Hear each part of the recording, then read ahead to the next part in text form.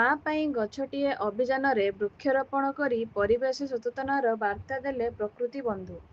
बस्ता 17/9 भारतर यशस्वी प्रधानमंत्री श्री नरेंद्र मोदी जी 75तम जन्मदिवस उपलक्षे एक पेड़ माँ के नाम 2.0 कार्यक्रम अभियान अवसर में प्रकृति बंधु तथा समाजसेवी सुमंत कुमार जेना प्रत्यक्ष तत्वावधान में स्थानीय युवक मानक नहीं एक वृक्षरोपण कार्यक्रम अनुष्ठित हो जाइछि।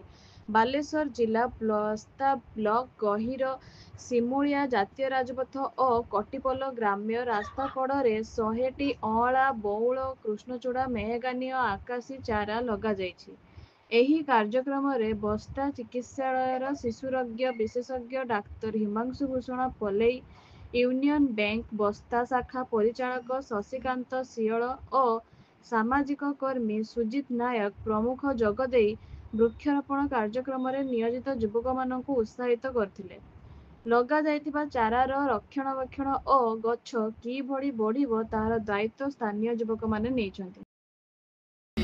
आमर यशस्वी जननायक माननीय प्रधानमंत्री नरेंद्र मोदी आज हूँ जन्मदिवस से उपलक्षे आज जमी आमर धरित्री मातार सुरक्षा समस्ते माँ को नाम गोटे गोटे गछ लगे प्रतिज्ञाबद्ध हवा समस्त शपथ में माँ केवल गछ लगे यार सुरक्षा केमी हम से दिगरे समस्त तत्पर हवा। तेणु मैं समस्त निवेदन करी आम गोटे गछ गोटे स्लोगान दबा एक पेड़ गोटे गछ